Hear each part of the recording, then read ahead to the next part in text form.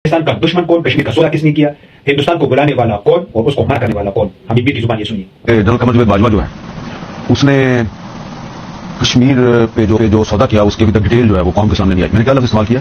सौदा।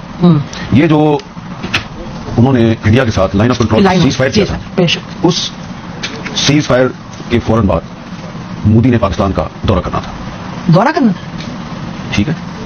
और जब फॉरेन ऑफिस को ये पता चला, वज़ीर ख़ारजा शाह कुरैशी को पता चला कि मोदी पाकिस्तान आ रहा है, मुझे तो पता ही नहीं है, तो भागे भागे इमरान खान के पास गए, उनसे पूछा कि आपको पता है? उन्होंने कहा मुझे वो बताया था, बाजवा साहब और फैज साहब आए थे, तो बातचीत उनकी चल रही है अजीत डोवल के साथ, लेकिन वो आ रहा है ये मुझे नहीं पता। तो उसके बाद इमरान खान ने फैज साहब को कहा कि भाई आप फॉरेन ऑफिस को तो ऑन बोर्ड लें।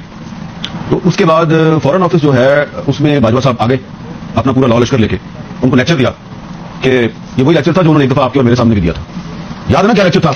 टैंक चलने के काबिल नहीं है, तो आप कह रहे हैं मूवमेंट के लिए मेरे पास डीजल नहीं है, ठीक है जी, इस तरह की बातें की थी ना। नॉर्मली ऐसा आर्मी चीफ के कोर्ट मार्शल होना चाहिए, और मुझे अब कहना पड़ेगा, मैं अंदर कमरे में कहती थी बट मुझे कहना पड़ेगा कि इस तरह नहीं होता। 20-25 सहाफियों को सामने बिठा के आप उनको कह रहे हैं कि पाकिस्तान आर्मी लड़ने के काबिल। इसका मतलब आप दुनिया को बता रहे हैं 25 सहाफी, फिर 25 सहाफियों के पास तो बात नहीं रहती इन द वर्ल्ड। उस वक्त भी हमें यकीन था, जब वो ये कह रहे थे तो मुझे उस वक्त भी यकीन था गलत कह रहे हैं, और आपने उसको कन्फ्रंट भी किया था, बल्कि आपका तो मुंह लाल हो गया था इतने मुझसे मैं ठीक है। जीएसक्यू वाली बात है, मुझे याद है नहीं एडिटोरियम की बात, एडिटोरियम जहां पे वो कोर्ट मार्शल कॉन्फ्रेंस किया, वहां बैठ के आर्मी चीफ हमें एक कहानी सुना रहा है कि जी फौज इंडिया से लड़ने के काबिल आलम सुलह करना। हमने कहा था आपने अजीत डोवल के साथ इनको क्यों भेजा था जनरल फैज को बात करने, याद है कि वो अच्छा। अब उसमें जो हमारा फॉरेन ऑफिस था उसको इन्होंने वही लेक्चर दिया जो उन्होंने आपको मुझे दिया था।